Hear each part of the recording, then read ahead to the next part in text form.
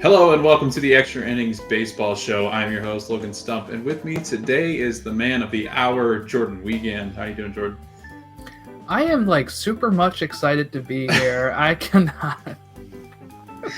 Oh, so those of you that don't listen to, what was it, Stateside Soccer Show? I think so. It may have been here. I don't even know anymore. It feels like Stateside. At this point, it could have been Marvel. It could have been like our DC podcast. Or we don't have a DC podcast, so don't go looking for Not it. yet. But,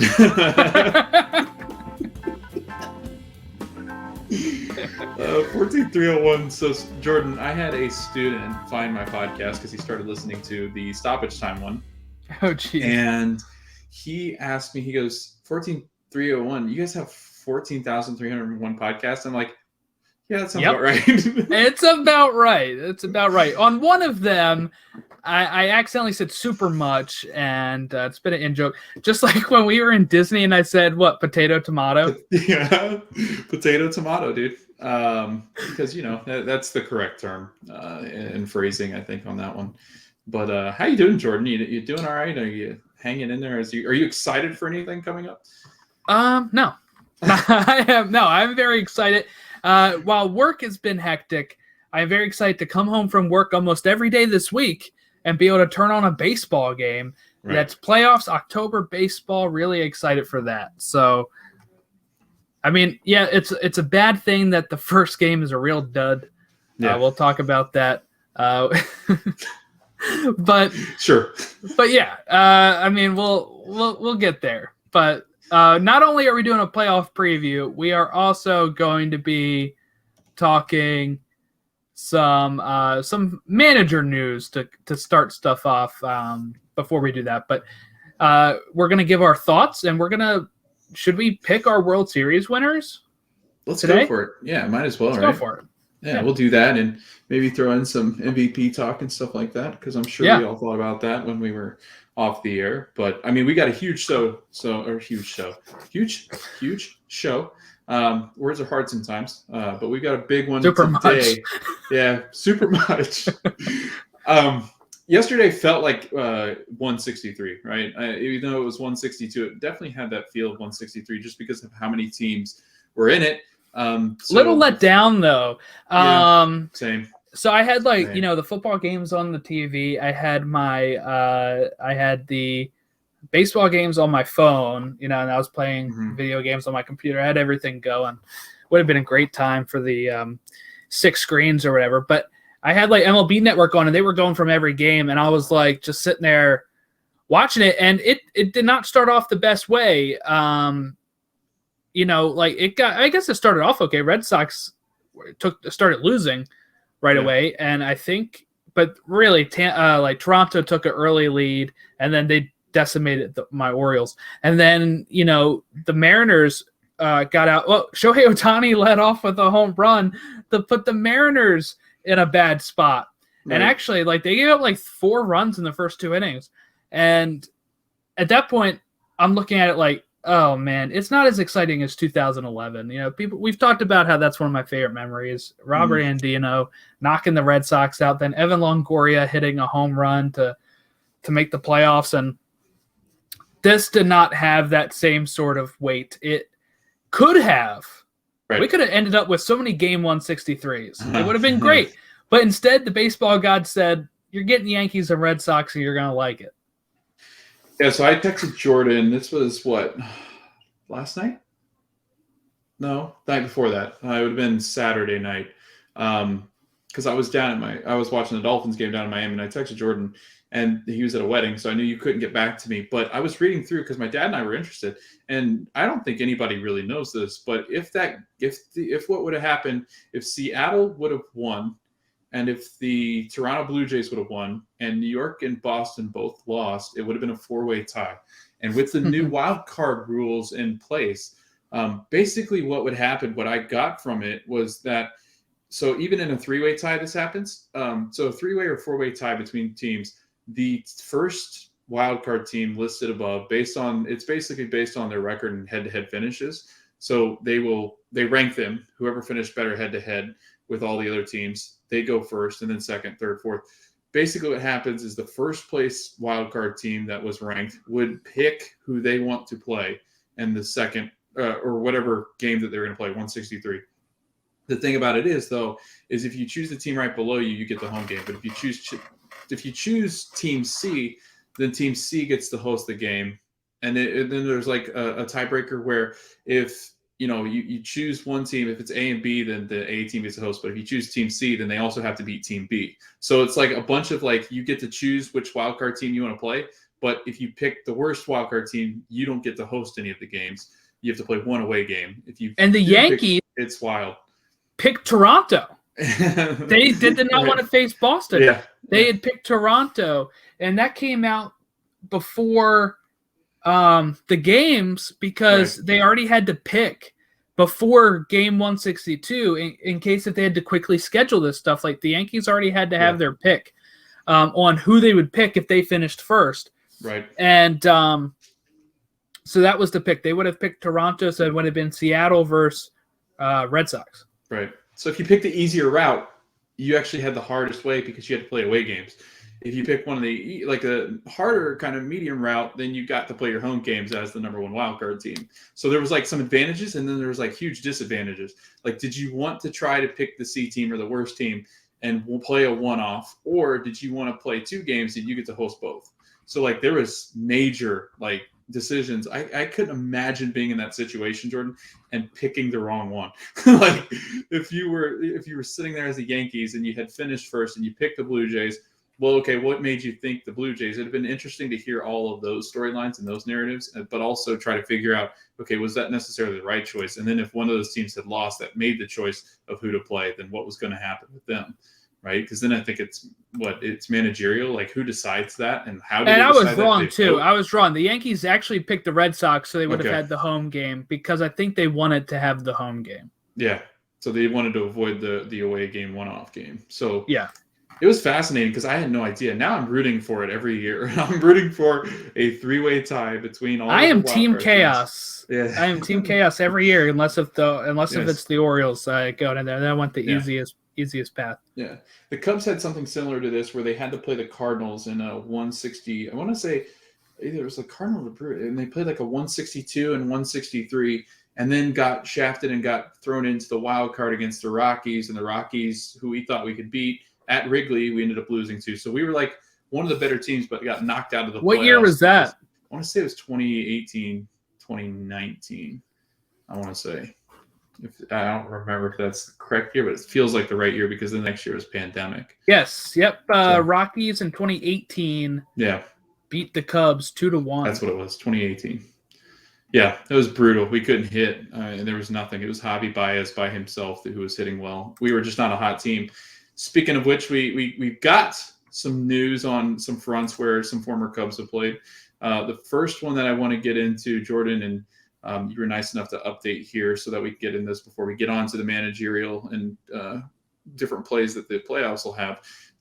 Padres fire Jace Tingler after a 79 and 83 finish, and the Mets fire Luis Rojas. I think they technically, I think I got that wrong. They didn't technically fire him. I think it was like an option that they didn't pick up. Okay. But he's either way, he's out of a job. Yeah, out of a job. And then Rojas is no longer with the Mets after 77 and 85 finish.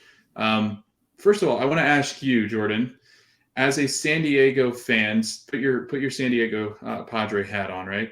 I know you probably don't have one, but let's just pretend you do at this point. Is this too early after a pandemic-shortened season where he didn't really have his team, and this is his first real season as a manager at the helm? I consider real. And a team that was very good to start the season. Was this too early to let go of Jace Tingler? No. I think there's some stuff we probably don't know about either. Yeah. We did have the Machado had to step up and pretty much yell at Tatis to get his mind right. They're best friends, Right. and people really blew that out of proportion. I mean, he was, he even says like, "You're my effing best friend," like, just, whatever. But I think there's probably stuff we don't know about with that, but I think there was an issue with Jace Tingler's leadership. We saw it even last year in the shortened season. Tatis hits a home run, a grand slam, in a blowout game that actually, you know, that got people upset, got the Rangers upset, which is Jay Stingler's former organization. And he took the Rangers side on this because it was a 3-0 pitch or something. Get over it. You know, I'm tired of all of this. I'm seeing it now with the Ravens. The Broncos are upset the Ravens ran for the last 5 yards of the game instead of kneeling. I see people constantly get upset. We saw it with Yerman Mercedes this year and Tony La Russa when La Russa got upset that Mercedes hit a home run on a 3-0 count. And I'm tired of unwritten rules. I'm tired of all this stuff. Just if you want us to not hit a home run, don't groove it down the middle of the plate for 3-0. Right. Because guess what happens when it's 3-0 and you groove it down the plate and I don't swing? It's 3-1 and you're going to still try to get me out. So why is it not fair for me to try to hit the ball out if you're going to try to get me out? It's just weird rules. And then they're like, well, you know what? We're going to have to hit you now. And it's just the most bizarre stuff about baseball. Right. Honestly, we're going to, you know, beam you with 100-mile-an-hour pitch that can break a rib because you were mean to me by hitting a home run. And the fact that he didn't have his players back there and he took like his former organization side, I think was something that upset a lot of Padre fans back then. And I think when you look at some of the notes I made here, they were last in first place May 30th. All right. So that isn't actually that long ago. That's like almost 2 months into the season that they're in first place in a season where the Giants and Dodgers are going to win 100-some games. The Padres were leading them in that division. They end up finishing 28 games back. They were at one time almost a shoo-in for at least a wild card spot. We thought 2 wild cards and the division winner would get in, almost like the AL East, that the NL West would do that. Didn't happen. The most games they were ever over 500 was 18, last on August 10th. That's only less than 2 months ago that they were 18 games above 500, and they finished 79 and 83.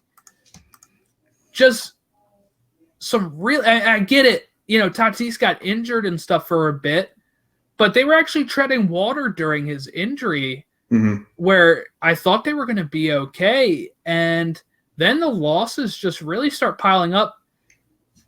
Once you look at August 11th, 4 losses in a row, then a win, then another 4 losses or 5 losses in a row, then a win, then another 4 losses in a row. And when you start heading into September, at that point, they're 72 and 62. All right. August 31st, they are 72 and 62. They're still 10 games above 500. And guess what? In the month of September, then, they're only going to finish with winning another 6 games. Yeah. 6 games? Yeah. I don't know, man. I understand people are upset with their GM as well. Yeah. But with this roster, they should have at least got a wild card spot. And I understand people say, well, the Cardinals got hot and all this stuff. But Padres got really cold. Colder than San Diego, the city gets, right? Because they winning 6 games in a month is like Oriole behavior. What were you going to say, Logan? So I think part of it, too, is you look at this team, and they are the 3rd best team in an NL West that is by far the best division in baseball. So you're looking at 2 teams, especially with San Francisco and LA, who would get to being the best 2 teams in the NL and maybe the best 2 teams in this playoff format. And they are looking up to the big brothers. They've always kind of been the big brothers ever since we've been watching. There was time back in the early 2000s where they were really good, where they kind of owned the division. But since then, it's been a really rough go for San Diego. The thing is that I think with what you said, I think there's a lot of underlying things that we just don't know about Tingler and the Padres with the management of young players. And you got to be really careful with young players, because this kind of became an issue a little bit with the Cubs as well. When they were younger, they had guys that were volatile. And I think that if you mix them in with the right crowd, I think that the Cubs in 2016 don't win the World Series. I think having guys and anchors, veterans that really anchor the team and don't let the superstars, let it get to their head too much, that they are the guy. And I think that that's where it ends up sometimes with Tatis. I think whether it's him or whether it's people around him that don't feel comfortable with him, I think there's times where, and it seems like that I think it was Andy Green that was formerly with the Padres that was also having a difficult time controlling that team as well. And I think that, the Padres management, the Padres ownership has always been kind of rough since we can remember, since we've been watching. And I think it was time to get rid of Jace, and I think it was a good move. Now it's about replacing him with somebody that I think could manage this team. And if you're looking around at the league, you're looking at experienced managers who could come in and anchor this team, because the slide that they do, and I've got an interesting stat here. In early in the year, they go on a 34-20. That was a record on May 30th. After that, up until his firing, they go 44-62. So that's a bad team. Like that's just a really bad team. If you take that record away from the beginning of the year up until he gets fired, that is a really, really subpar team. A 44-62 is not something that is like, okay, next year we can really. It's kind of concerning, right? And I think Jordan left me. All right, so what I was saying before Jordan decided to quit the show and leave me here while staring at myself, I was talking about the fact that I think it's a good time. I think it's a good time to start looking around at experienced managers. I think it's a good time to cut ties, and it's also a good time to move on to the Mets, so that way we don't talk forever about these fires. The firing of Luis Rojas, Jordan, are you shocked that this happened? I mean, the Mets kind of just fall apart in a division that was clearly up for the taking. This one was a little bit more of like, yeah, he deserved this. I think we talked about it on stoppage time or something, where the Mets, or off air, that the Mets broke a record of like the most consecutive days in first place and then finishing below 500, which is what the Mets did. So they pretty much were an even worse Padres example here. They finished with a slightly worse record, only 2 less wins than the Padres. But yeah, I mean, look, this division was theirs for the thing. They were, like I said, leading for I think 102 days. And then the Braves came out of nowhere, and they have had injuries, the Braves have. And to have them come out of nowhere and win it, and then for the Mets to finish 11 and a half games back is just kind of disgusting, honestly, because it's I don't know, it's pretty bad. If you're a Mets fan, I'm sure you're upset. Look, it's not like they haven't put money into this team. They went out and got Marcus Stroman on a free agent deal, I think, right? And then he's going to be a free agent again. They got they traded for Baez. They traded and then signed Lindor for like 11 years, $300 million. So I mean, the new owner Steve Cohen put money into the team, but I also think you weren't expecting to really compete this year anyway. I think it's actually less of a big deal than the Padres. The Padres, most people thought Tatis was going to be MVP. He kind of went cold and also got injured a bit. That's probably not going to happen now. But I think that team was built to compete like this year and going forward. I mean, they traded for Blake Snell. They traded for Yu Darvish, right? They had like all of these. They were really building a big team with the Dodgers, and nobody expected the Giants to be as good. The Mets, I think, really conceivably, you're probably like, okay, we have a new owner. We just had to fire our GM because he was a creep, right? And then we're going to make some signings. We're going to get Lindor. We're going to trade for him. We're going to sign for him. And then maybe within the next year or two, we can really make a push. But then they start out hot, right? They start out okay. They get near the first place of their division. They're up there for 102 days. They're like, you know what? Let's add Javi Baez to this. Let's try to really make a push. And then it fell apart. And so I do think it's warranted. Right. I don't think he was going to be a manager that's going to lead them to glory. So I do think it's warranted. But I do think overall Mets fans are probably like, you know what? This year I wasn't expecting this anyway, like to win the World Series this year anyway, while Padre fans were really all in on this year. And I think that's kind of the difference between these two situations. Big issues in New York. Like if you look at, okay, I know you don't like them, but the Yankees, while many don't like them, they are very divisive. They run a very clean, a very professional business, and the Mets are like the sideshow. It's like, what else can the Mets do in this short span of time that is embarrassing? They go out, right? They have this manager or general manager come in. He's fired for creepy flirtation with the reporters and everything else, and he's just been a real creep. They go in. They've had issues with Javi Baez and Francisco Lindor booing fans. Noah Syndergaard can't stay healthy, right?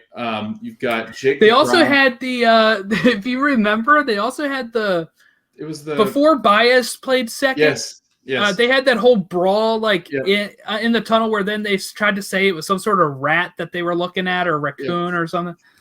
They also had the one where it was one of their front office members that came out and said that he didn't think that the team was motivated or something like that. And he was calling out all the players and by name and stuff. And it was like, what are you doing? And then they have this whole issue where Carlos Beltran's hired, right? Carlos Beltran was part of the cheating scandal. They can't figure that out.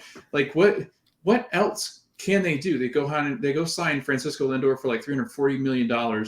That's going to lock up a lot of money, and they can't make signings. And he started off the season cold. Right. Like he was batting really low. Yeah.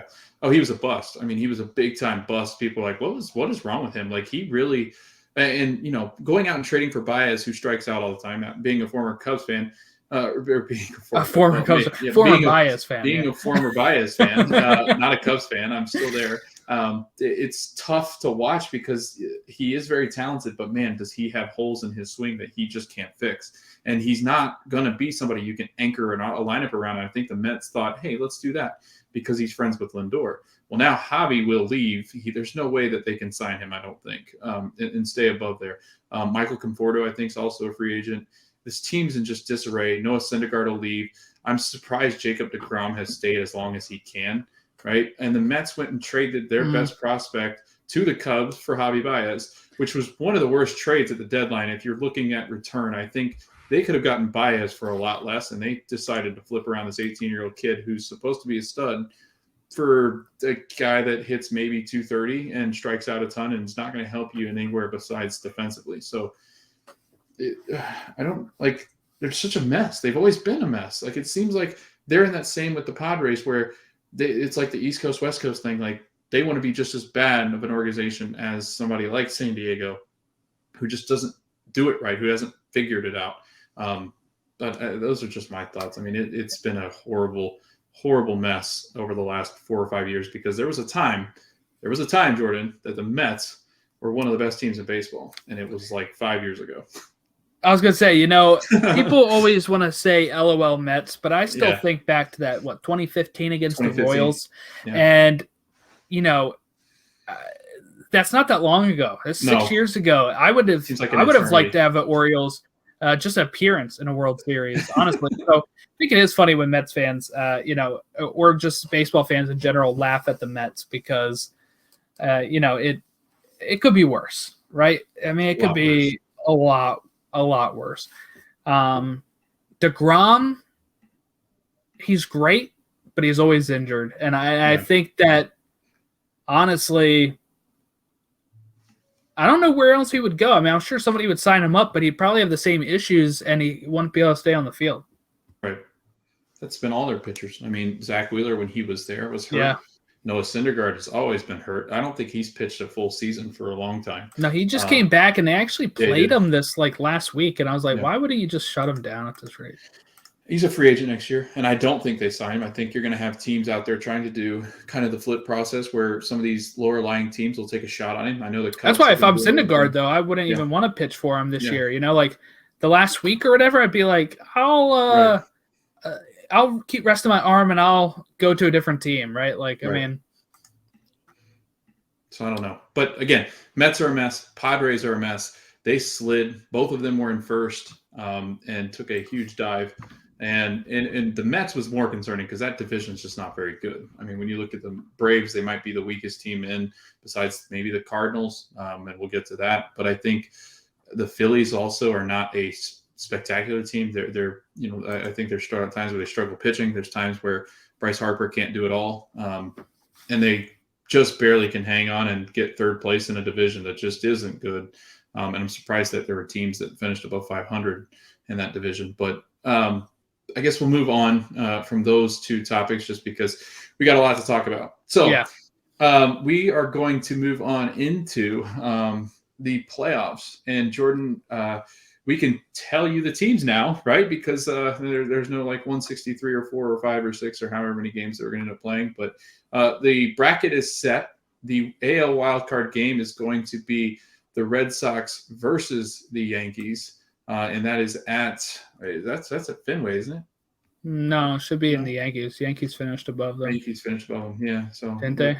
Your host doesn't know anything.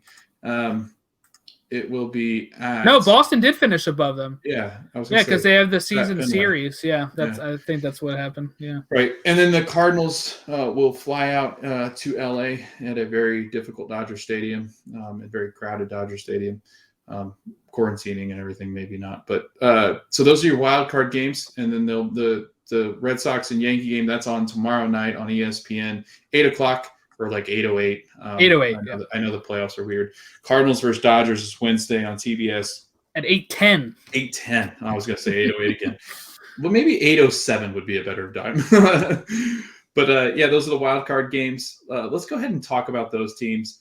Jordan, we'll start with your lovely AL East because I know you are chomping at the bit to get on a pedestal and tell us how good these teams have been. First off, let's talk Red Sox because they are the host. They're playing at Fenway. What are your thoughts on the Red Sox and being an AL East guy? Kind of fill me in on how these teams have played over the year and just kind of what you expect from them in this very heated, one of the most historic rivalries in any sport. Well, I would say the nicest thing I can say about these two teams is that if you want 6 hours of entertainment, that'll get you about through 7 innings of a Yankees-Red Sox matchup.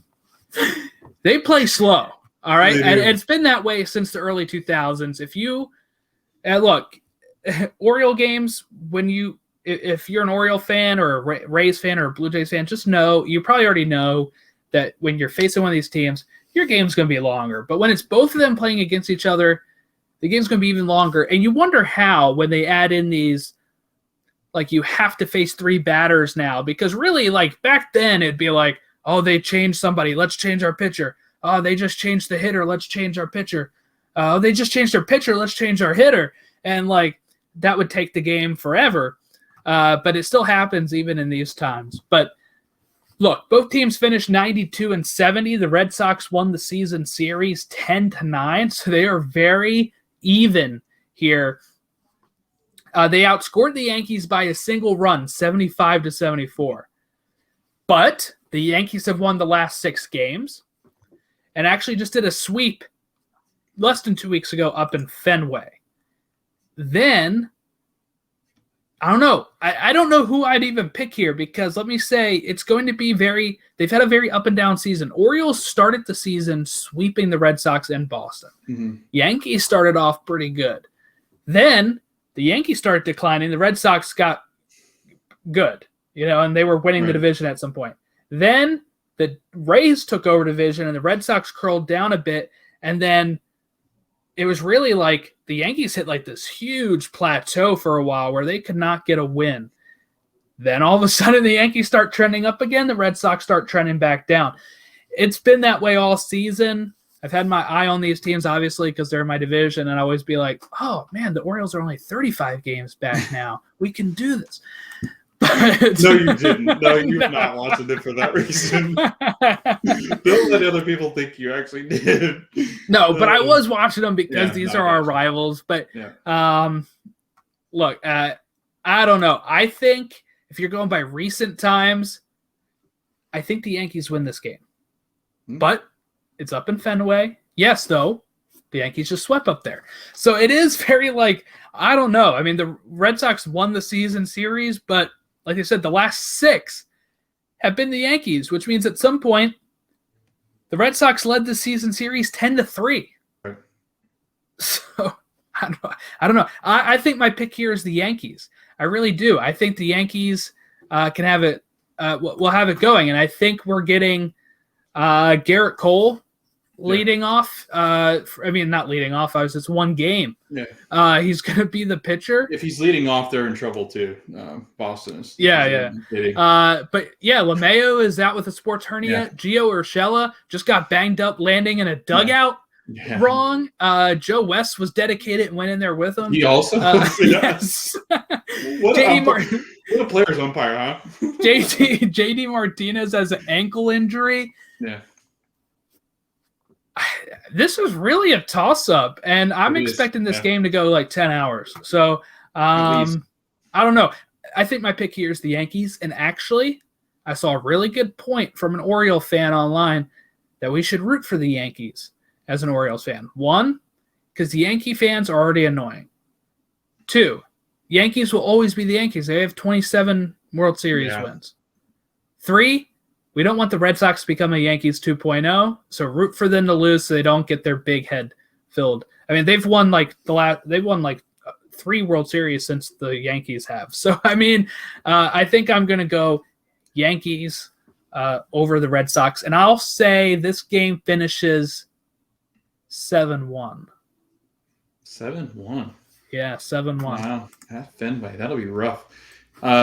So just a little bit of fun facts here. The Red Sox haven't really been in the postseason a whole lot, but when they have over the last 20 years or so, it's been a fun one because they seem to always link up with the Yankees somehow.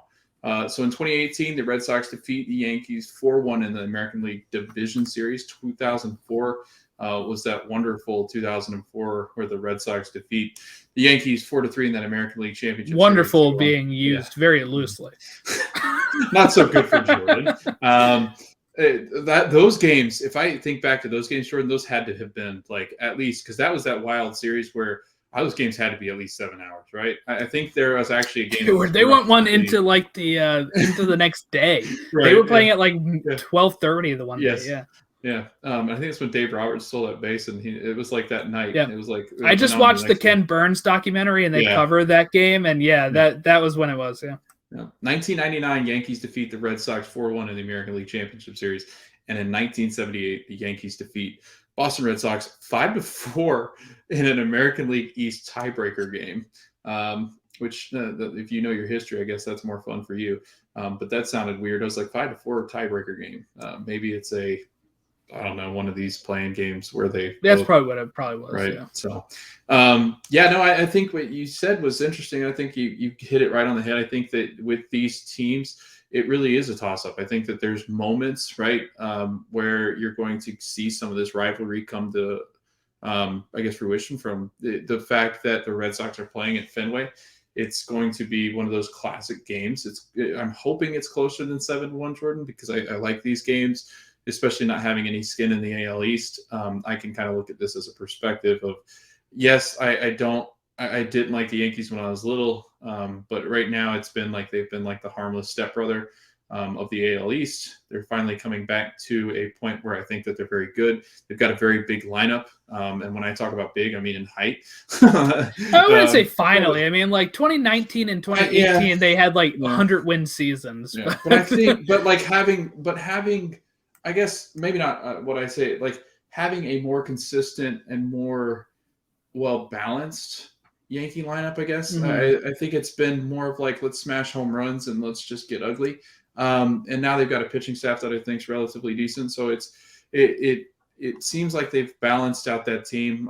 Adding Joey Gallo and Anthony Rizzo, if one of them catches fire during the playoffs, I think the rest of the team will just go, just because I think that's what they needed ultimately behind in case Stanton or in case Judge don't play well. I mean, Stanton's been hot. Right, extremely. Stanton's been really hot. Right. So if you can get one of the three big guys behind Stanton to play or in front of Stanton to play, then you're going to have big issues. And I think that they're a very tough team to beat, especially if they can play games at Yankee Stadium because they're tough to beat at home. However, that being said, I do think right now I'm going to go the opposite of you. I think the Red Sox have played at a point where they just seem like they're in kind of like one of those spells where they look to do something special. And I You mean when the Orioles beat them 2 out of 3 games? Yeah, right. Because the Orioles are a really good baseball team, and I think that they get overlooked. But JD Martinez is going to be hurt. They said it's very doubtful that he plays the wild card game, and he might return at the ALDS.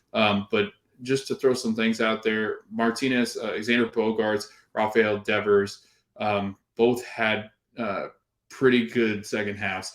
You throw in Kyle Schwarber and Bobby Dalbec, right? Both of them having some of the hotter second halves that you've seen, especially Kyle.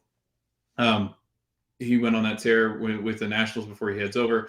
They're probably one of the better offensive teams right now because of the way that they're hitting. I think that when you look at this team, they've got the ability.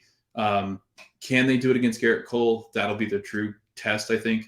Because if you look at Garrett Cole's numbers, he's not been as good as he once was, but he's still Garrett Cole, right? He throws hard. The sticky stuff. Yeah, it might be the sticky stuff. He doesn't complain about that kind of stuff. But I think if you look at this matchup, it's going to be fun. I think there's going to be a lot of runs scored because it's an AL matchup and a wild card game that I think is going to get hot and heavy. I think that Nathan Eovaldi is not as spectacular either. So I do think that both starting pitchers will give up runs as they've done. So it should be a fun one. I'm going to go Red Sox, and I think it'll be like a 5-4 or a 6-4 or a 6-3. Like I think it'll be a high-scoring game, a lot of high leverage moments where guys are out there and runners in scoring position. Can they knock them in? That'll be the real test. And I'm sure if the Yankees faithful gets anything like they used to, those big guys better not strike out, or it could spell some trouble for them. So I put 5-4 for your score. Yeah, let's do 5-4. That seems like a more accurate. Let's move on then to the next wild card game, and that's going to be on Wednesday, 8 o'clock, again, 8:10 on TBS. Cardinals versus Dodgers. Cardinals rattled off 17 straight in this month of September/October.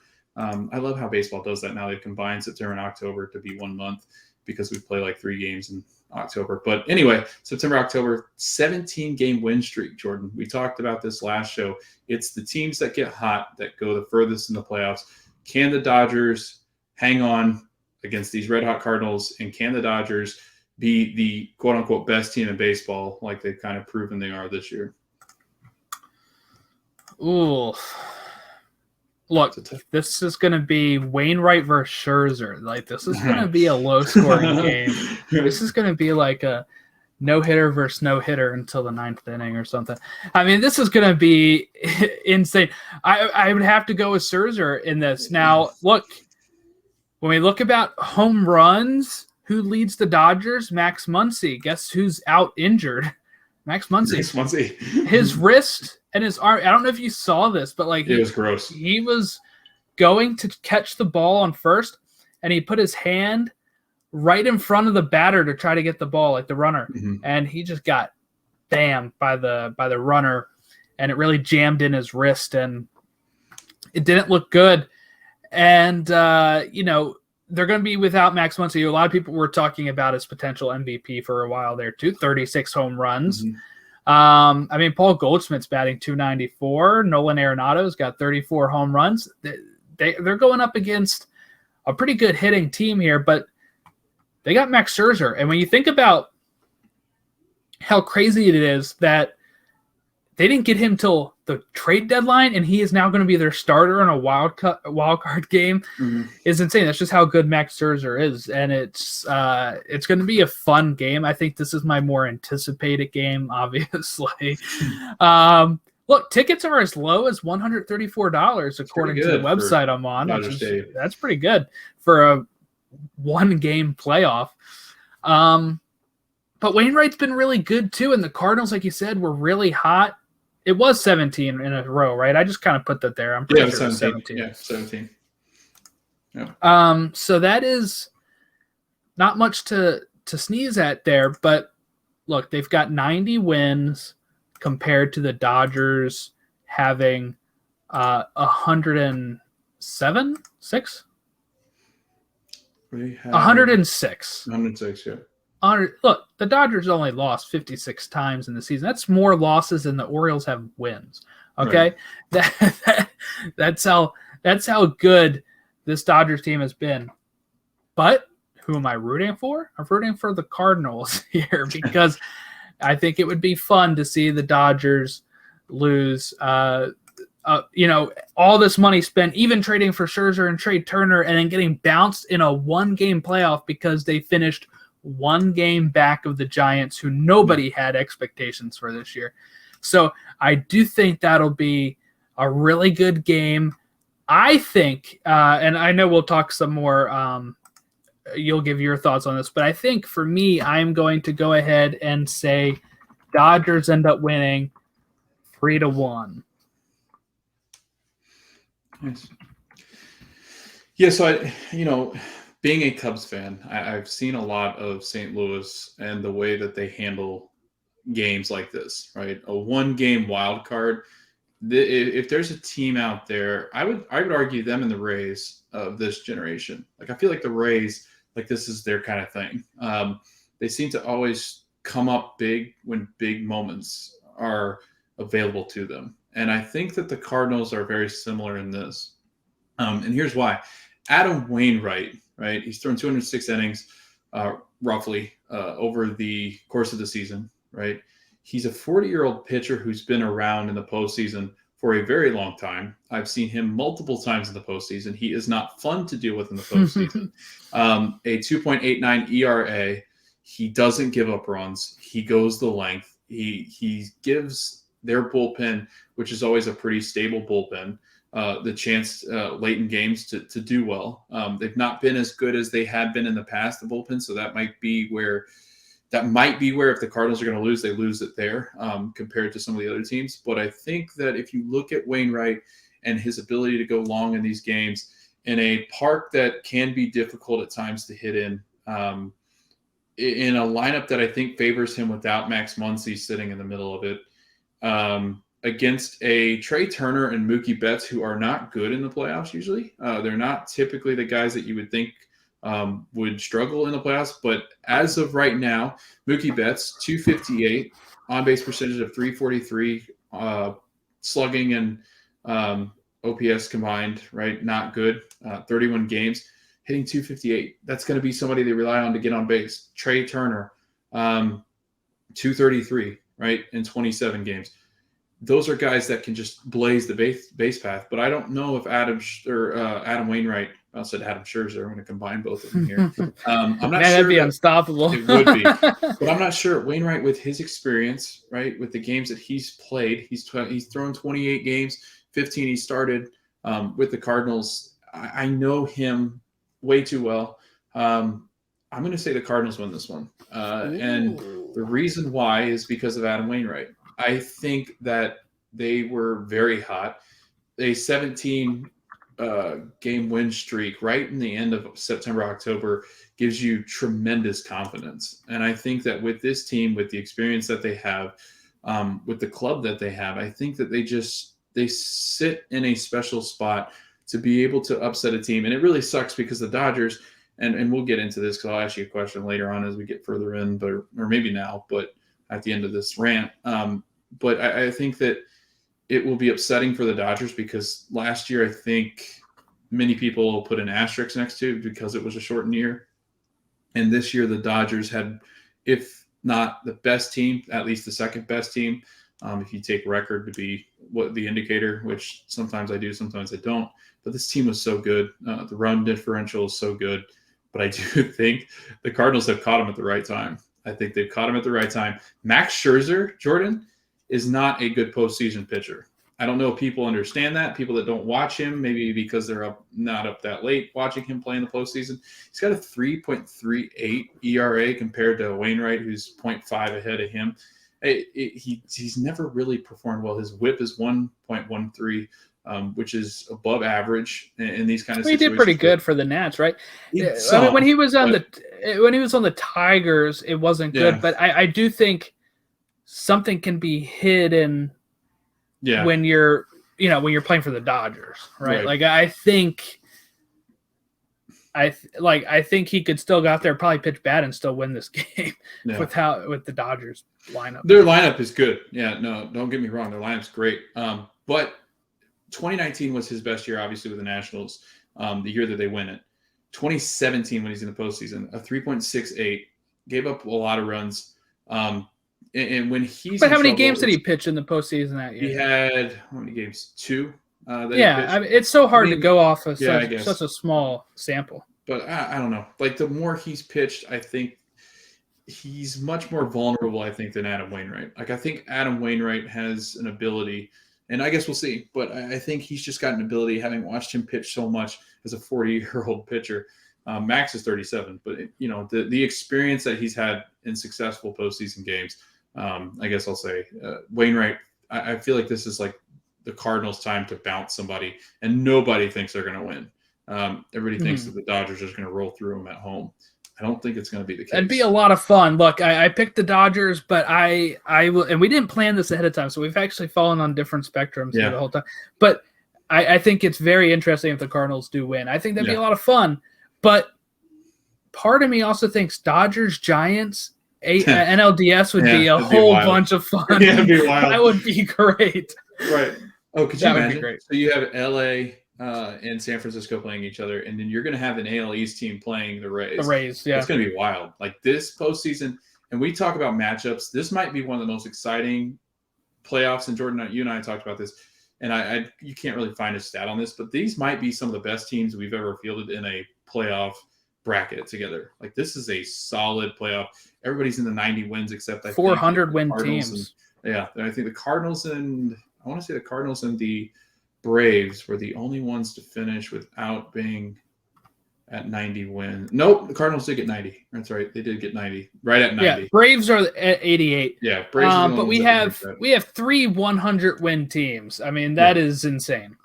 Yes, and people creeping up to 100, right? You had 95, 95. Yeah. You had 93 with the White Sox. The wild card teams, 92, 92. And you almost had 2 teams tie who had 90 wins as well. It might speak to the really poor play of the bottom teams in the leagues, but I think when you look at it, it's going to be a really fun series. And I think that this Cardinals series is going to be just icing on the cake to a really fun wild card 2 games. And then we'll get into these division series that'll be just as good, if not better. So I think Cardinals 2-1. I'm going to say it's a low scoring game. I'm going to say the Max Muncy thing kind of throws you off when you don't have that guy sitting there in that middle lineup that you normally have him around. In a lineup that needs production, 94 runs batted in. So I think it could prove. And they expect him to be out in the NLDS fully if they make it there. Yes. Kind of previewing a couple things ahead of there. You can also look at the fact Clayton Kershaw ended up leaving the game a couple of starts ago, and where he was a left forearm strain. He's had issues with that left forearm before, and they're thinking that he is going to also be out for the NLDS and maybe longer. So if they do proceed to the next round, I don't know how much longer they can hang in with the Giants. It'll be very difficult. All right, so the wild card game between the Red Sox and the Yankees lead into a really fun one with Tampa Bay, and they're going to head down and play the Rays, who finished first in the division, and they finished with 100 wins, one of our 3 100-win teams. When they get to the Rays, Jordan, coming from the AL East perspective again, what can you really expect from the Rays? Because I think a lot of people don't watch the Rays, even the fans. What can we expect from Tampa? What are some things that we can look out for? Maybe some players that if you're not familiar with Tampa, that we can look out for as casual fans. I think most people know Wander Franco, right? I mean, but look, when you look at it this way, Tyler Glasnow was one of their top pitchers. He's done for the year. He's been done since like July. Mm-hmm. They still get 100 wins. They trade Willie Adames to the Brewers. Still get 100 wins. Like, this is what the Rays are. And this is their first ever time getting 100 wins too, I think they said. So like, this is, they're just like the little engine that could. Now I'm sure I don't know look, they're one of the best teams in baseball. I don't know if it's because of this that fans don't show up, with it being like you never will be able to have a favorite player because they're always going to be on the block. They're always going to be moved because their farm system's just going to keep on moving up the best players. But I think if they win a World Series, it's all worth it, right? I mean, that's what it's all about. The Rays are just good. I can't even describe it another way. Adding Nelson Cruz to the lineup is amazing as he makes his 100th team in Major League Baseball. And I don't know how to describe them as most people might think as an AL East fan, as an Oriole fan, I would dislike them. They're my favorite AL East team. That's not the Orioles, right? Right. Wander Franco has just been really fun to watch. He's gotten on base like 40-some straight games, right? Mm-hmm. You have Nelson Cruz, Kiermaier's fun. Arozarena has been pretty cool. We have Mike Zunino, who's hit 33 home runs this year. Brandon Lowe hitting 39. Is that right? Playing second base, 39 home runs. That is insane. I don't know. I mean, they got a squad, man. And when you look at pitchers, they traded Rich Hill for Nelson Cruz, and it worked out pretty well for them. Ryan Yarborough's been good. Drew Rasmussen, Michael Wacha. Glasnow's injured, like we talked about. Colin McHugh. I mean, I don't know. They've got pretty good pitching. It's really impressive that they've been able to put together this sort of season, as we've talked about, getting rid of some of their people that contributed to even them getting to the World Series last year. The fact that they've won 100 games is great. And yes, I know the whole thing of they've won 18 games against the Orioles and only lost one, or whatever the record is. And meanwhile, the other teams in the AL East did not fare as well against the Orioles. So, right. I think it's just how good this team is. And there's not a lot of holes here. And guess what? If they win the World Series, they're going to end up trading some of these guys, calling up other guys, and then they're going to be in the World Series again next year. So it's not going to make any difference to them. This is the franchise I want the Orioles to model themselves off of, because they're just consistently good. And I do hope that they win a World Series to prove that this model can do it. Yeah, so when you look at their team too, they do something that a lot of teams don't do. And it started to go that way, but I think a lot of teams have been unsuccessful in the blueprint that they've built for it. They are a team that relies heavily on their bullpen. They are kind of one of those people that will throw a starter 4 or 5 innings, and then they will put a reliever in, and they will rely heavily on their bullpen.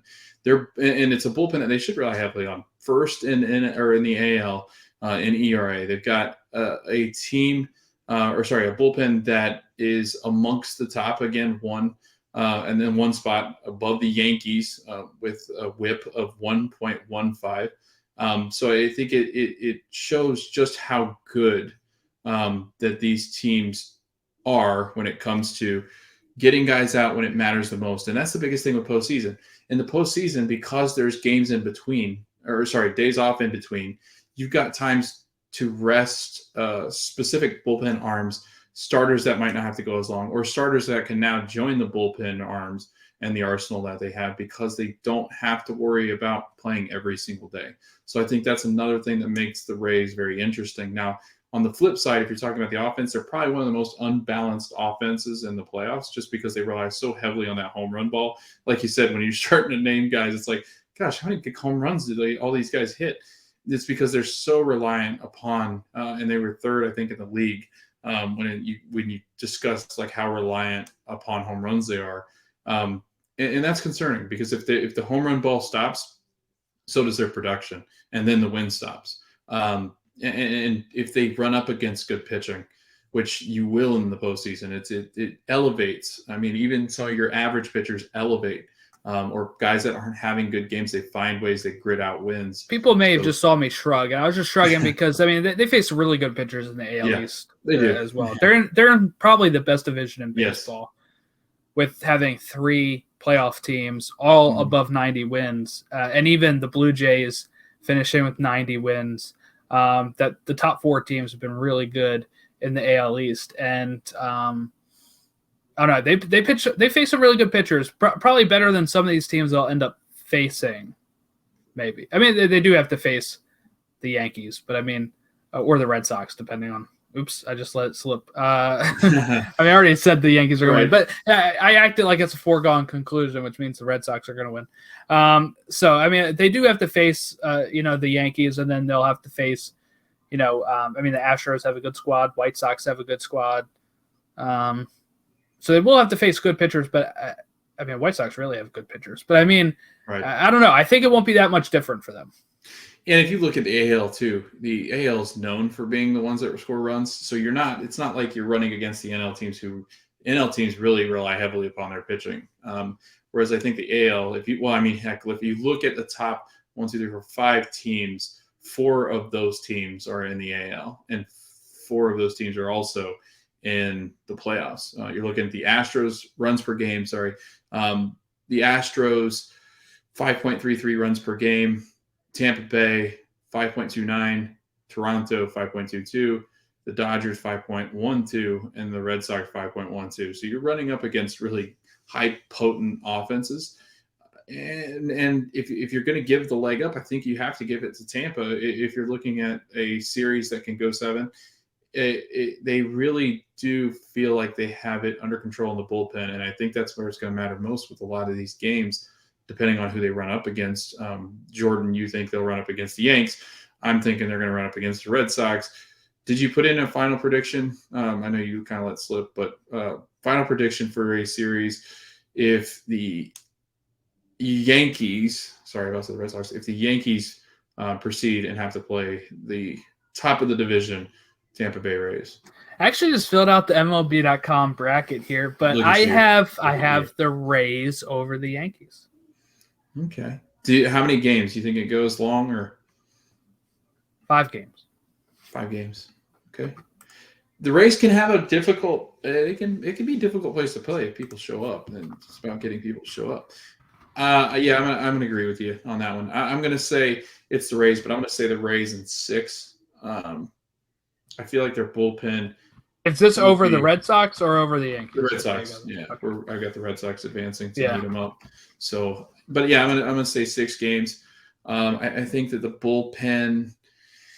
I think the bullpen is good enough to hold, but I think that you find some holes here, and I think just relying so much upon home runs and Fenway being so strange, I think that it's difficult to really rely that heavily on that in the postseason, because I think that the home runs really do.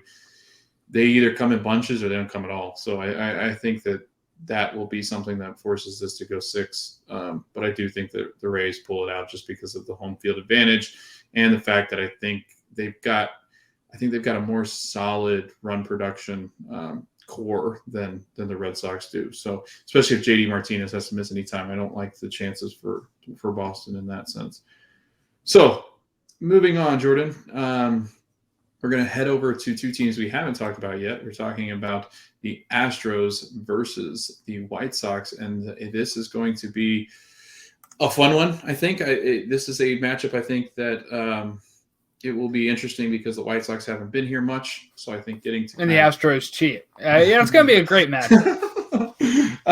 Tony La Russa is back in the playoffs with the team, and he had always had success, especially with the Cardinals in the postseason. So he's going to make a run at the postseason again with the White Sox. Jordan, Astros. Besides the fact that they bang on trash cans and steal signs and stuff, how do you feel about their chances coming into the postseason and the way that they look against the White Sox? Look, I want to clarify sign stealing things. Obviously using technology is wrong. Yeah. What the Rays did with Kevin Kiermaier just picking up – did you see this when he picked up the Blue Jays? So, like, the catcher was trying to tag out Kevin Kiermaier.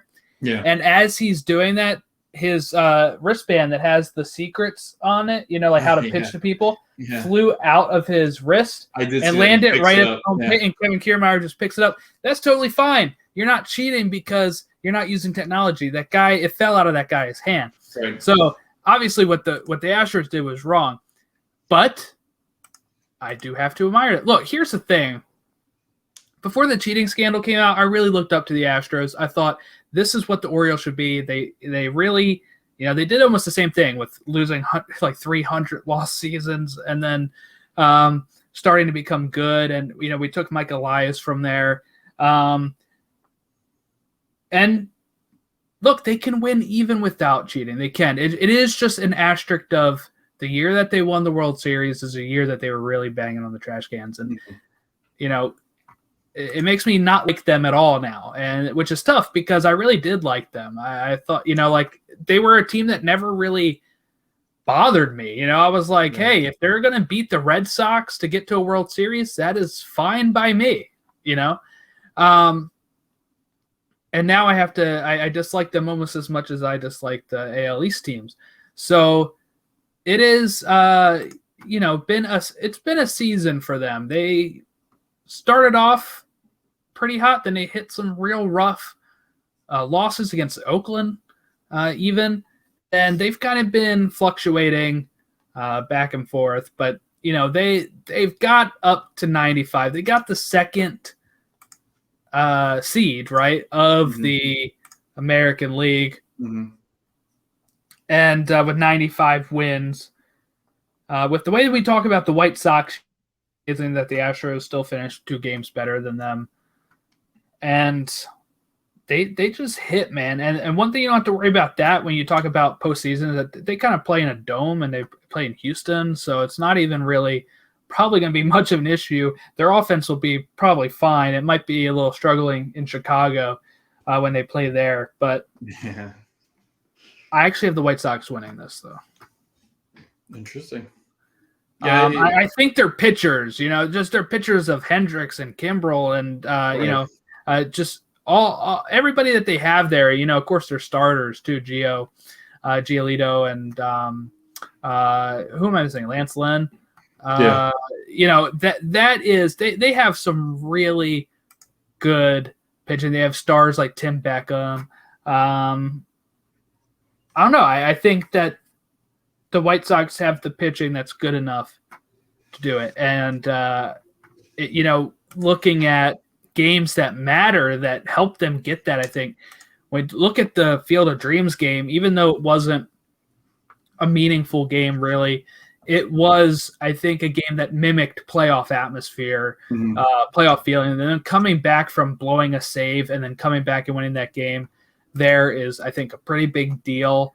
But the Astros have been there before. It's going to be very hard. Carlos Correa having really good season. He's going to be a free agent going into next year. A lot of Oriole fans trying to make that push. Good luck. But I don't know. I think I'm stalling because I'm trying to think of how I want to do this. I think I'm going to go White Sox versus Astros. White Sox over Astros in 6. All right. Yeah, Chicago's a tough place to play in October just because it's cold. The wind's always blowing in. It can be a real tough environment, especially when you're playing on the south side. And knowing just how good it can be playing at home in front of those fans, they're nuts. And I think that the environment itself will be very difficult. And add the heated feelings that I think every fan base has for the Astros, right? You've got guys that are remaining on that team that were part of that whole scandal, that were part of that cheating scandal, the idea of stealing signs, Altuve, Correa, Bregman. I mean, those are guys that when you look at them, you don't root for them and you pretty much despise them because of the impact that they had on that whole thing. I mean, that whole thing's a mess. They never really got I don't think they ever really got the disciplining that was needed. And I think a lot of teams take an extra edge over them just because of the fact that they've done this, right? So trying to prove, and some of them have proven that they are belonging, right? The 3 of them while not like they were, they But even played pretty well. Altuve didn't need it as much. Right. When you look at his numbers, Right. splits away from home and stuff, he didn't need it as Right. much. And I think even when you look at the trash can banging, he got Yeah. less than anybody else. So, I mean, he didn't really need it. But Yeah. But yeah, no, I think when you have guys like Michael Brantley, when you have Altuve, and you have Correa, you have Gurriel, you have Maldonado, like those are guys that they're just so sound in the playoffs that it seems like they have probably one of the more balanced lineups that one of the teams can field out there. I feel like they and the White Sox have very similar attributes. I think that they both. I think the White Sox have a much stronger bullpen just because of the things that they have in the bullpen, but they're not too far off Houston. I mean, they're not great. They're not anything to write home about, but they're up there too with having a pretty decent bullpen that'll keep them in games. However, like you said, Jordan, I think with the White Sox bullpen, if they can steal one of these games at home, and when I talk about home, I talk about when they can steal one of these games at Houston, it could really play out to be a huge advantage for the White Sox because it is very, very, very difficult to play in Chicago come October. So I think that, and especially because Houston plays indoors, they play in hot weather. This is going to be culture shocking. This is going to be, I think, the best series that we get. I'm going out there on a limb and saying this will be the best series that we get when we talk about ALDS. I think it goes to Game 7. And I'm going to say... This is fun, Jordan. I can't. Wait, ALDS. No, sorry, it's not 7. It's 5. Yeah, it's 5. oh yeah, we look like dummies, don't we? Yeah, we do. Yeah, if there's anybody listening. Well, you know what? I did have Rays in 5, so that's going to take all 5. In the past, they had talked about going 7, which is why I keep thinking it's 7. It's not. That's the NBA. 5 is the NLDS. 7 is NLCS and ALCS. Sorry. So Game 5, right? So we have to go back and change our predictions for only when I have to change this White Sox Astros. I'll go ahead with White Sox in 4. Okay, so then pretty I'll much the go back. equivalent of what I had, right? I was going to say I think I'll have to go back and just shorten it by a game with the Rays and Red Sox. I'm going to go Rays in 5. I'm going to say this one goes 5 too, but I'm saying this one's going to be the more competitive of the two. I think that this one has a chance to be one of the best series that we see just because I think both teams seem evenly stacked. I think the White Sox will provide a challenge. Their bullpen is what I think essentially could be the difference maker. However, I do know that the bullpen did not have as much of a dominance as they thought they would. I want to go Houston. Unfortunately, I think it goes down to 5 games, and I think it ends up with Houston, even though Chicago's it's very hard to win. But I think if they go back down to Houston 2-2, I think that Houston has enough, especially in starting pitching and some of the relievers that they have. I think that they can pull one out. And I'm going to go 5 in that series. But yeah, we did look done, didn't we? When it was Game 7. I was thinking about that too. I was like, I don't think it's Game 7. I think it's 5-7-7, and it is. So our mistake. But moving on. At least we caught it now, and people are not like writing into us. Well, I was thinking about it. I was like, why does that sound wrong? Like, why does that all of a sudden sound wrong? But yeah, it's 5. Moving on, Jordan, we're going to head into the NL wildcard matchup. NL wildcard moving on into the Giants. So you had the Dodgers, and I had the Cardinals. Jordan, the NL West rivalry, the big rivalry, and let's hope all the fans behave themselves because it's always been one that's been, I know there's been some incidents. How do you think this series played out? 2 best teams in baseball, if you look at record. How do you think that this plays out, except really late at night to where I might not be able to watch half of them? No, I don't think they start out that late. They'll be like 8 o'clock, yeah, right? 8, I think most of the time here. Besides only being at Dodger Stadium until like 6 o'clock because of traffic. Oh, there are some late ones. Actually, I was just looking. 9 o'clock. There's some 9:30 and 9 o'clock ones on Friday and Saturday. But those are Friday and Saturday. You'll be fine. Sure. You'll be fine. My oh my. This is the matchup I really hope we get.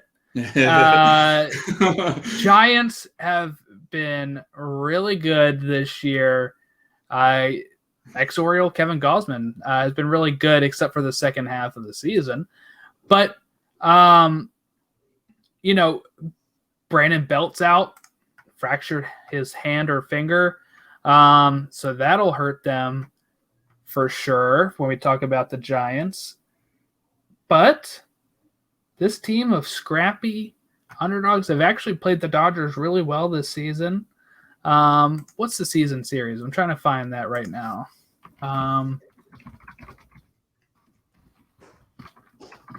Let's see here. When we look at the season series, they have...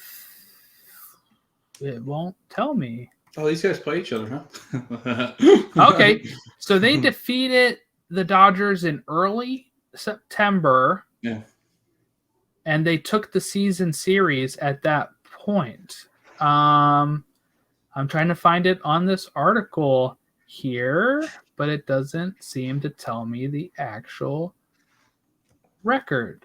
I couldn't find it on Baseball Reference either. I felt like that was something that I would be able to look up, like their record against each other, but it doesn't give me that. I was gonna say I thought it would, because at the bottom here it usually has. Maybe I'm missing where it would say it on there. Now, I will say the one thing that Baseball Reference does not do as well is it does not do the team like stats and stuff very well. Mm-hmm. Like sometimes these are easy to go and find. Team wins, splits. So I got splits. Well, that's fascinating. Yeah, so maybe so if you're listening to us, just sit here and... Oh, okay. I think I found it. They beat the Dodgers 10 times and lost 9 times. So it's pretty even. Okay. As it should be with the way that they finished the season. Yeah, true. But yeah, I don't know. I have a really good feeling about the Giants, and I actually have the Giants winning this in 4 games over the Dodgers. Why not 6? I don't know. They need to add those 2 games. It'd just be more fun anyway. What's another 2 games? Yeah. So what'd you say? The Giants over 6, or now you got me saying 6. Giants over Dodgers in 4. Huh. Okay. Interesting. Well, this game will take place in McCovey Cove, and not in McCovey Cove. It'd be kind of wet, but it takes place in San Francisco. I feel like San Francisco playing at that field, it's always a nightmare. I know when the Cubs visited back in 2016, it was very difficult to play in San Francisco because the elements are different. It is cold at night, and the wind comes in off the water, off the bay. With the good bullpen, I feel like they have the edge of the Dodgers. The Dodgers can't, I think it's slightly better, but it is better. And the Dodgers, for some reason, whenever it gets into the playoffs, then they're not playing the Dodgers because I had the Cardinals going. So that's a mistake on mine. So, this is a fun one so far. No, the Cardinals. Sorry. The Dodgers. You had me thinking about Dodgers because that's kind of what I want to see, but I don't know if I will. The Cardinals will be visiting. And I think, I think the Cardinals don't stack up at all. I think when you look at it, if it was San Francisco, I think the Cardinals will really struggle just because of the fact that they can't hit. I think that San Francisco will control that series easily. I don't think that there is a person on the Cardinals that can really lock down their offense. I know that they've been the second best offense when you look at the team, especially run differential. They finished second. The Dodgers finished first. So I think it's going to be extremely difficult for the Cardinals to put together a series here. I'm going to say Giants in 4, and I don't think it's that close of a series really at all. But if they're playing the Dodgers, like I was saying, then that'll easily be the Dodgers, right? Yeah, That's what you say. I say the Giants Right. still win out. Yeah. Okay. Braves versus Brewers. That was brutal. Let's close it out. We'll close it out with this, and then we'll just give out the rest of our bracket without saying how many games. Because we'll be meeting up again next week for this, right? Yeah. So I have Braves versus Brewers. Look, the Brewers pitching has been great. Corbin Burns, Brandon Woodruff, Freddie Peralta. I mean, when we look at this, it's going to be a really good matchup because the Braves, I think their pitching is probably their weaker spot, obviously. But you have 4 infielders all hitting 25-plus home runs for the Braves. Freddie Freeman, Albies, Austin Riley, Dansby, Swanson. I must say, I really do like this Braves team. I like all those hitters. The fact that they're doing this without Acuna Jr. has been really, really good. Very fun. But, like we always talk about, pitching really trumps in this. I'm going to have to go Brew Crew winning, and I have them winning in 5. I think it's going to be a very eventful series. I have them going all the way to the end, winning in 5. I've predicted no sweeps. I was going to say, yeah, I feel like baseball might be the hardest one to sweep. I don't know why. I feel like it happens all the time, though, but it's hard to predict a sweep, I think. Yeah, let's go. Okay, I will predict the sweep, Jordan. Milwaukee in 3. I said 4. I can't add. I'm going to say Milwaukee. I need to slow down here. Milwaukee in 3, and I think it's because of those 3 names that you listed, Jordan. I think that with Corbin Burns, who led the NL ERA, Ks per 9, fewest walks, I think adding Brandon Woodruff and Freddie Peralta, who Freddie Peralta actually had a pretty good end of the season. I think if you match that up with the Braves, who, to be honest with you, there's times where they're explosive, and then there's times where they just kind of fade into the background. I think it's going to be extremely difficult for the Braves to make any kind of contact. I think that you're going to get to a point where they become that inconsistent lineup, and without like an Acuna Jr. who is going to provide an impactful bat to that lineup, I think that it's going to be difficult. I know Milwaukee is extremely difficult to play in, especially because I finally feel like the Brewers have one of their better teams, and that's crazy because of who's played there in the recent years. I feel like the Brewers have an overall team that I think might actually make some noise here in the playoffs. I think I'm going to go Brewers sweep, and I'm going to say that these 3 – I'm going to go nuts. I'm going to say that these 3 shut down. I'm going to say the Braves score 1 run in the NLDS. What? Yeah, 1 run. I'm writing that down. Going for it. Write it down. Book it. And then now I'm hoping like they score 2 runs in the first inning, and I'll be like, look at that, Logan. It's already done. Yeah, I'm going to say Braves 1 run, and they get it at home, and it's some weird consolation. So. All right, I do want to bring up this real quick. So like we said, Yankees, Red Sox, ESPN, 8 o'clock on Tuesday, the day that you're listening to this probably. Wednesday, October 6th, Cardinals versus Dodgers, TBS at 8 o'clock. Then the start of the DSs, right? No, not the 3DSs, but the NL and ALDS. ALDS starts Thursday, October 7th. FS1 at 4 o'clock is White Sox versus Astros. Then winner of the wildcard game versus the Rays at 8 p.m. on FS1. Friday, October 8th, White Sox versus Astros Game 2 on MLB Network at 2 p.m. Braves versus Brewers Game 1, where they're going to score 2 runs in the first inning. To break Logan's prediction, that's on TBS at 4:30 on Friday. The winner of the AL wildcard game versus the Rays Game 2, FS1, 7 o'clock. And then the winner of the NL wildcard game versus the Giants in Game 1, TBS, 9:30. Saturday, October 9th, Braves Brewers Game 2 on TBS at 5 o'clock. Then the winner of the NL wildcard game versus the Giants Game 2 on TBS at 9. Then we only have times up through Sunday. Sunday, Rays versus AL winner wildcard Game 3, MLB Network at 4 o'clock.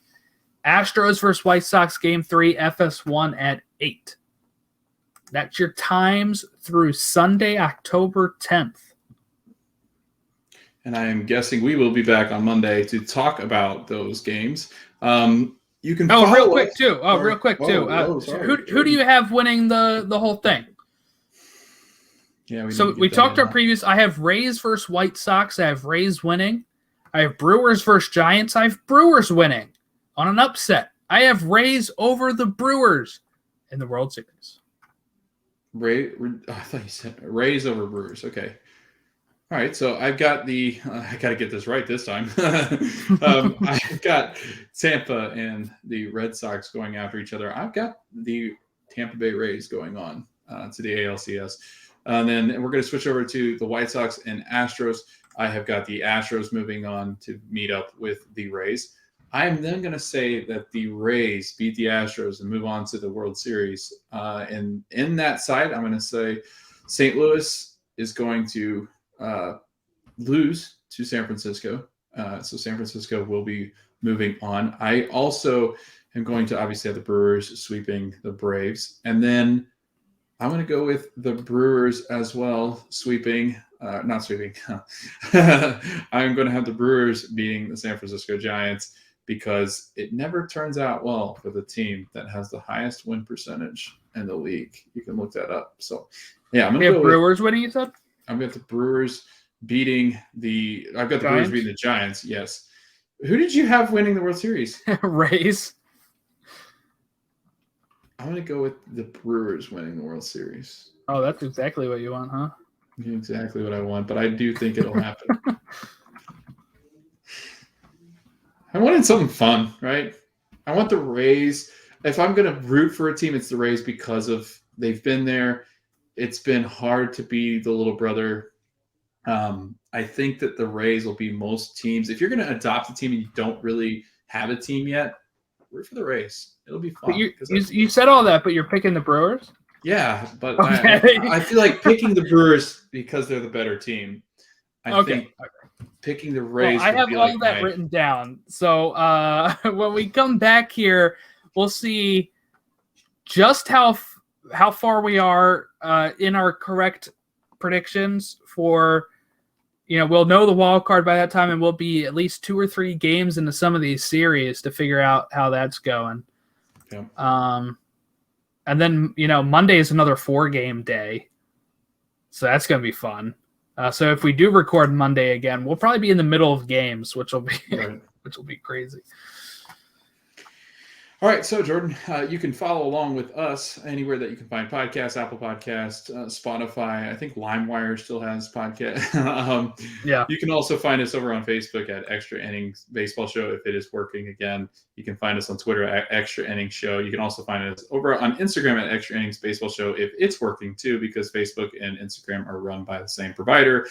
Of course, Facebook. So we have been the Extra Inning Baseball Show. We are sorry for any mistakes that we made. We are just getting used to this whole setup where I'm the host and Jordan leaves me in the middle of the show. So if you liked us, enjoyed us, rate, subscribe, share us with your friends, and we will catch you next time on the episode where we talk about why the Rays and the Braves all sweep everybody. Goodbye. The Extra Innings Baseball Show is hosted by Logan Stump, edited and produced by Jordan Wiegand, and we hope that everybody enjoys us talking some baseball in this MLB 2022 season that is upcoming. Thank you.